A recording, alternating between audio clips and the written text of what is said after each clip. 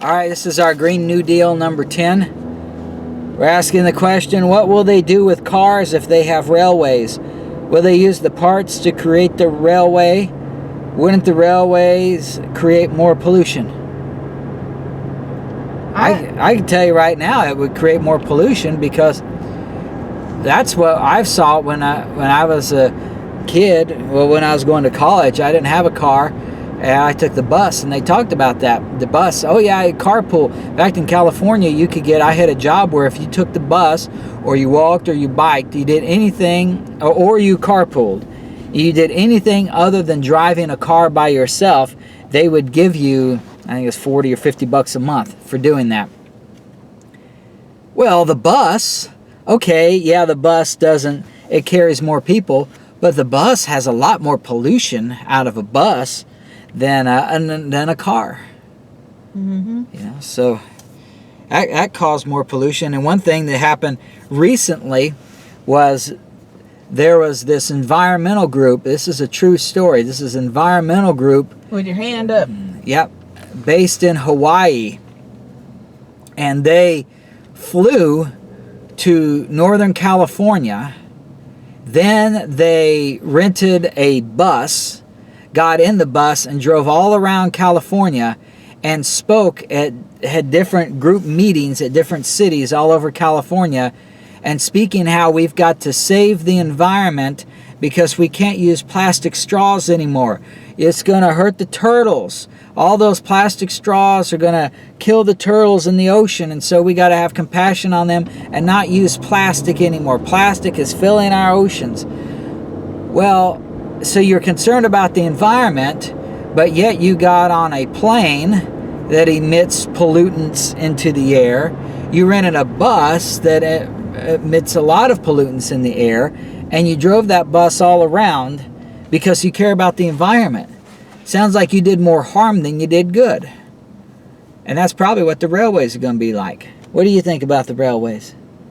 I think basically, if you think about it, that they're trying to shove everybody into cities. They're trying to get rid of country people and force them to move to the cities. I mean, what better way to take out a bunch of people than when you got them all clustered in one area? I mean, that's just a big target for terrorists right there. It's harder to, take a whole country down if they're spread out. But you put them all in one area, they're going to take them. Anyway, I think, like you said, what are they going to do with all these cars? AOC wants to get rid of the cars and the airplanes. AOC for president. Shut up, I'm going to push you out of this car. You can't do that because, number one, if they didn't push people into the cities, you got down here, there's widespread. I mean, just tons of land between each, other towns and stuff. I mean, you can't get to it unless you build a railway. Well, you build a railway, that's just more, you got steel that's going on the ground that will eventually rust, and they say, oh, that's pollutants. I mean, even railroad tracks have to get rid of old railroad ties and put new ones in. Oh, they're bad, and we got to get rid of those.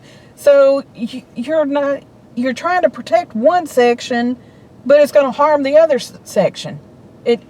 I'm sorry, it's just stupid. It all goes back to control again, because you look at what they're doing with airplanes. TSA, they basically do a strip search on you. They use a wand that emits radiation that could cause cancer, and they use that. They throw that wand all over you. They make sure you don't have certain things. Now they're having this what they call in Alabama, they call it a star ID, but I think all over the country it's called real ID, where you've got to go in here anyway. I don't know about other states, but here you can't just go to the DMV to get that thing. You've got to go to the police station, and you got to provide all this documentation. So it's just another way of tracking you and getting more information on you. And if you don't do it, so they can control you with that information, then you can't fly. Well, then if you say, well, I'm going to get out of the country, I'll just drive. I'll drive to Mexico or drive to Canada. Not if they take away your car. They take away your car and you can only get around with the railway. And then the flight stuff is limited.